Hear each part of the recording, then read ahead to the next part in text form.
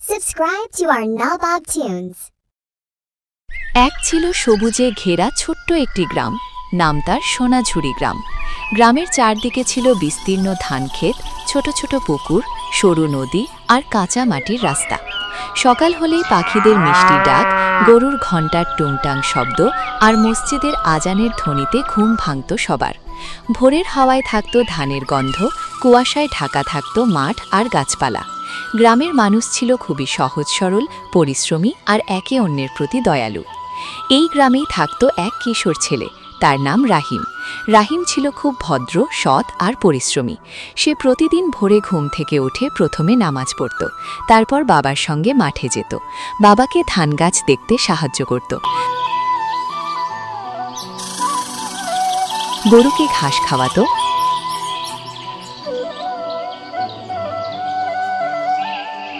কখনো নালা থেকে পানি তুলে জমিতে দিত।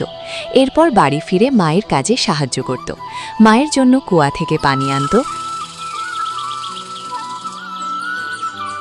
ছোট বোনকে খেতে দিত,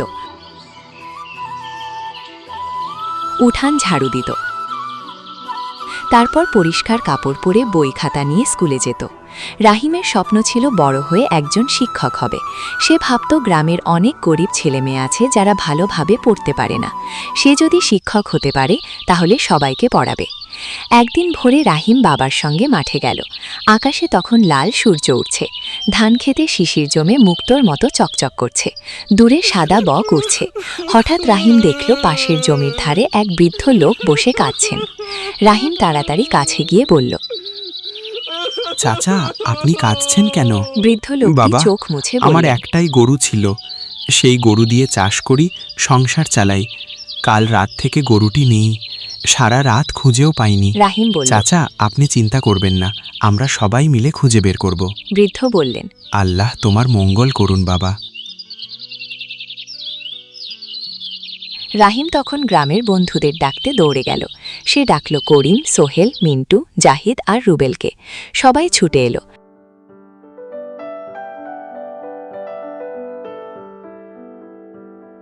রাহিম বলল, চলো আমরা চাচার গরু খুঁজে বের করি। তারপর তারা ভাগ হয়ে গেল। করিম গেল বাঁশবাগানের দিকে, সোহেল গেল নদীর ধারে, মিন্টু গেল বাজারের রাস্তায়, জাহিদ গেল গ্রামের শেষ মাথার ঝোপের দিকে, আর রাহিম নিজে গেল আম বাগানের দিকে। অনেকক্ষণ খোঁজাখুঁজির পরও গরুর দেখা নেই। সূর্য তখন একটু উপরে উঠেছে, সবার কপালে ঘাম জমেছে, কিন্তু রাহিম হাল ছাড়ল না। হঠাৎ সে দূর থেকে হাম্বা শব্দ শুনতে পেল। রাহিম বলল, এই তো সে গরুটা। দৌড়ে আম বাগানের ভেতর গেল, গিয়ে দেখে এক বড় আম গাছের সঙ্গে দড়ি জড়িয়ে গরুটি আটকে আছে। মাথায় হাত বুলিয়ে বলল, ভয় পেও না, আমি তোমাকে নিয়ে যাব। সে দড়ি খুলে দিল। তারপর গরুর গলায় ধরে ধীরে ধীরে নিয়ে এলো বৃদ্ধ লোকটির কাছে। বৃদ্ধ লোকটি গরুকে দেখে আনন্দে কেঁদে ফেললেন। তিনি বললেন, বাবা, তুমি আমার জীবন বাঁচিয়েছ, এই গরু না থাকলে আমি শেষ হয়ে যেতাম।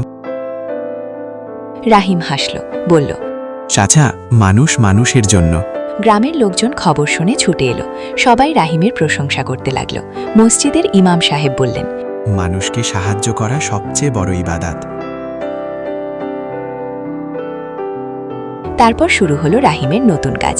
কেউ অসুস্থ হলে সে ডাক্তার ডাকত, কারো বাড়িতে চাল না থাকলে অন্যদের কাছ থেকে সাহায্য জোগাড় করত, বৃদ্ধ মানুষ রাস্তা পার হতে না পারলে তাকে ধরে নিয়ে যেত, ছোটদের পড়া না বুঝলে সন্ধ্যায় নিজের বাড়ির উঠানে বসিয়ে পড়াত। একদিন গ্রামের এক গরিব ছেলে স্কুল ছেড়ে দিতে যাচ্ছিল, কারণ তার বই কেনার টাকা নেই। রাহিম নিজের জমিয়ে রাখা টাকা দিয়ে তার বই কিনে দিল।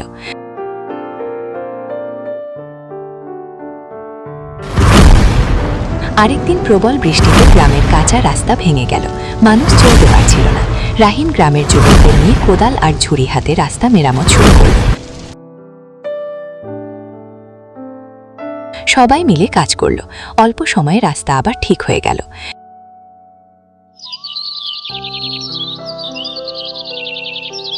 ধীরে ধীরে পুরো গ্রাম বদলে যেতে লাগলো। আগে মানুষ শুধু নিজের কথা ভাবত, এখন সবাই একে অন্যকে সাহায্য করত।